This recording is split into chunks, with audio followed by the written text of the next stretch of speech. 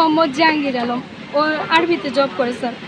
বাচ্চা ছিল আমার পেটে, ও বাচ্চাটা পর্যন্ত নষ্ট করেছে স্যার। আমার নাম আশা আক্তার আসমা স্যার।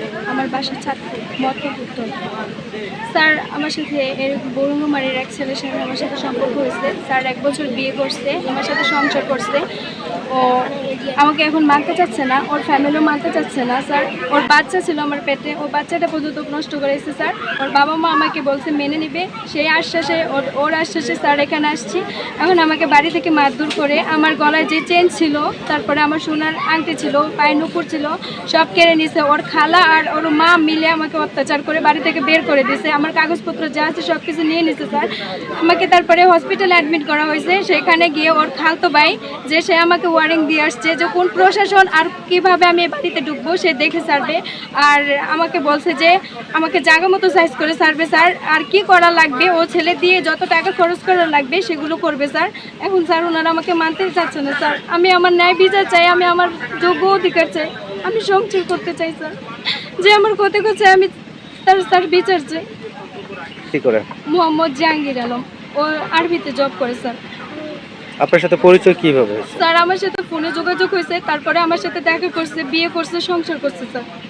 কোথায় তখন যোগাযোগ হচ্ছে কিভাবে, এটা কোন জায়গায়? আমার ফেসবুকে আমার সাথে যোগাযোগ হয়েছে স্যার। তারপরে দেখা করছে, বিয়ে করছে, আসছে, সম্পর্ক করছে স্যার। এখন স্যার 1 বছর সংসার করার পরে এখন আমাকে আর মানতে চাচ্ছে না ওনারা কেউ। আর জাহাঙ্গীর আমাকে আমার কাছে 10 লক্ষ টাকা চাই স্যার, যা আমার ফ্যামিলি দিতে পারবে না কখনো স্যার। আমি বলছি যে আমার ফ্যামিলি অবস্থা, ও যাই না শুনে আমার সাথে সম্পর্ক করছে, আমাকে বিয়ে করছে। এখন বিয়ে টাকা চাপে স্যার আমাকে নিতেও চাচ্ছে না ওর ফ্যামিলিও। সম্পর্ক করার আগে না করছেন না আপনি? আর সম্পর্ক করার আগে ও টাকার কথা বলে নাই আমাকে। যখন বলছে তখন আমি বলছি যে আপনি তো জানি শুনে আমার সাথে সম্পর্ক করছেন, এখন টাকার কথা বলেন, আমি কোত্থেকে টাকা দিব। বলছে টাকা দিতে পারলে ওই কাগজপত্র পাবে, বিয়ে করবে, না হলে করবে না। তখন থেকে সে স্যার আমার সাথে সম্পর্ক করতেছে। ওনার শ্বশুর শাশুড়ির সাথে আপনার সাথে কি কথা হয়েছে? স্যার আমার শ্বশুর শাশুড়ি বলছে যে ওর যেন আমাকে মেনে নেবে। ওর ক্যাম্পে যখন আমি সালিশ করছি তখন বলছে যে ওর ছেলে চাকরি রাখার জন্য। তখন আমি ওর ছেলের জন্য আবেদন করছি যাতে ও চাকরিটা না নেয়। তখন ওনারা বলছে মেনে নেবে, তুমি আসো। তখন আমি আসছি স্যার। তারপরে স্যার আমার সাথে ঘটনা করছে স্যার।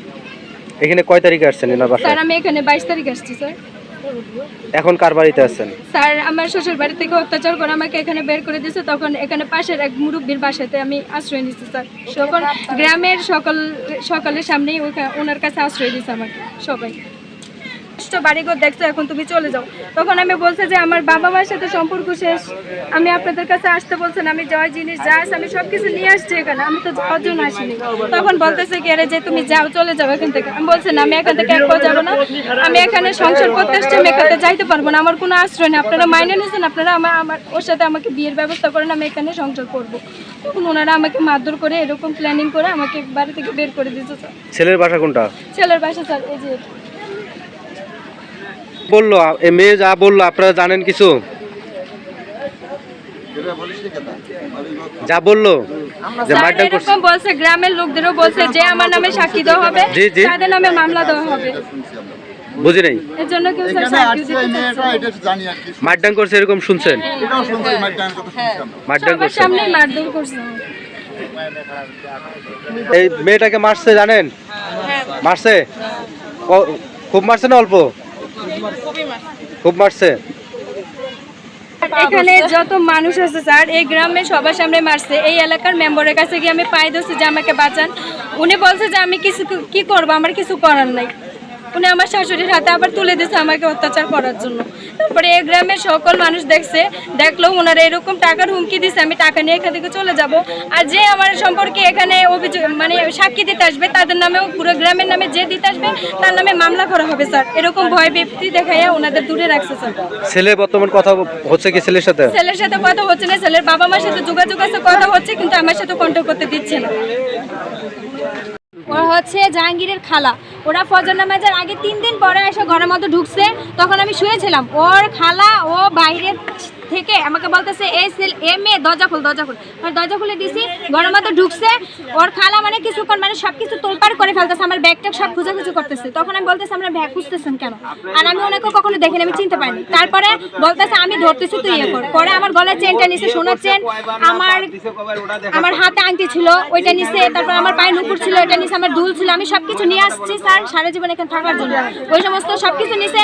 আমি ছোট থেকে যে পড়াশোনা করছি আমার সকল আপনার সার্টিফিকেট, সকল কোর্স সার্টিফিকেট যা আছে সবকিছু নিয়ে আসছি। জাহাঙ্গীরের মা এগুলো সবকিছু নিয়ে নিছে যাতে আমি কোনো প্রমাণ দিতে পারবো না। ওর ছেলের সাথে আমার যত জামা কাপড় ছিল ওর ছেলের সব কিছু নিয়ে এসে আমি ব্যাগে করে ওইগুলো প্রমাণগুলো আর্মি যত পার্সিং যত যা আছে সব কিছু ওর মা রেখে দিছে। রেখে দিয়া আমাকে মানে কি মারধর কইরা এই সমাজের সবার সামনে আমাকে অনেক কষ্ট করে আমি বাইচে আসছি বাড়ি থেকে। আমাকে জবা করার জন্য দা নিছে, ধরে নিছে। কিছু লোক এখান থেকে দেখছে কিন্তু কেউ স্যার আমাকে ধরতে চায় নাই।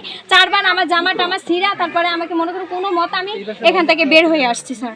তা আসার পরে দৌড়ে গিয়ে এই এলাকার মেম্বারের পায়ে ধরছে। উনি বলতেছে আমি কি করব, সে হাত গুটিয়ে দাঁড়িয়ে আছে স্যার, কিন্তু উনি একজন সমাজের বিচারক। ওনার কাছে গেছি, উনি আমার শাশুড়ির হাতে তুলে দিয়েছে আমাকে আবার অত্যাচার করার জন্য। কিন্তু গ্রামের সবাই ছিল, ওনারা সবাই ছিল, ওনারা দেখছে সবাই। আপনি ওনাদের কাছ থেকে জিজ্ঞেস করতে পাবো না স্যার, না আপনারা চান তো আমি এখানে সংসার করব, আপনারা সবাই জাস্ট শুধু একটু বলবেন এতটুকুই। আপনারা সত্যটাই বলেন, অন্যায়ের কথা কিছু বলার দরকার নেই। আমার নাম হলো মোহাম্মদ আনসার আলী, বয়স মনে করেন 68। হ্যাঁ, এখন মনে করেন যে দেওয়ানিটা মাথা বুড়িরা আমার বাড়ি রাখছে, দূষিত মেয়েটা মারি ফেলা বাধ্য ছিল, আমার বেটার ভাবে আগলিয়ে নিয়েছে। নেওয়ার পরে আটকায় রাখার পরে মেয়েটা বাঁচাইছে। তা আমি মুখের বুকে দেখি আর কি মেয়েটা আশ্রয় দিয়ে রাখছি। এরা যে হুমকি দুমকি দিতেছে যে জেল করবো, ফাঁস দেবো, এটা করবো, মার্ডার করবো, হ্যাঁ এগুলো বলতেছে আমার। তারপরে এরকমও করা হচ্ছে যে কোনো মুহূর্তে আমাকে অপহরণ করা হবে, মানে লোক দিয়ে ছেলে দিয়ে আমাকে মানে শেষ করবে, এরকম ক্লোজ করার জন্য এরকম কিছু করতেছে। এর জন্য আপনাদের আশ্রয় চাইছি। তাহলে আপনি ওনাকে মেয়ে বানাইছেন না উনি বাবা উনি চলে গেছে। টাকার কথা বলা হয়েছে, আমাকে এখানে টাকার অফার দেওয়া হয়েছে, আমি টাকা নিয়ে এই সমাজ থেকে চলে যাইতাম স্যার। ওনারা কি করবে পরেরটা পরে দেখা যাবে স্যার। আমাকে এরকম হুমকি দেওয়া হচ্ছে, আর আমি যদি না যাই স্যার তাহলে আমাকে অপহরণ করে যা করার লাগবে ওনারা টাকা খরচা করে তাই করবে স্যার, এরকম বলা হচ্ছে। স্যার আমি ন্যায্য অধিকার চাই, আমার ওয়াইফের যে সংসার করতে আসছে স্যার আমি সংসারটা করতে চাই স্যার। আপনারা যেভাবে হোক আমাকে এগুলো সংসারটা করে তাও দেখি নাই, মারছে আসি এগুলো সবার কাছে শুনলাম যে মারধর করছে। এই একটা ঘটনা না হলে তার মানুষ আসে না, আমি চোখে যে দেখছি তা দেখি মারধর হয়েছে সবার কাছে শুনলাম।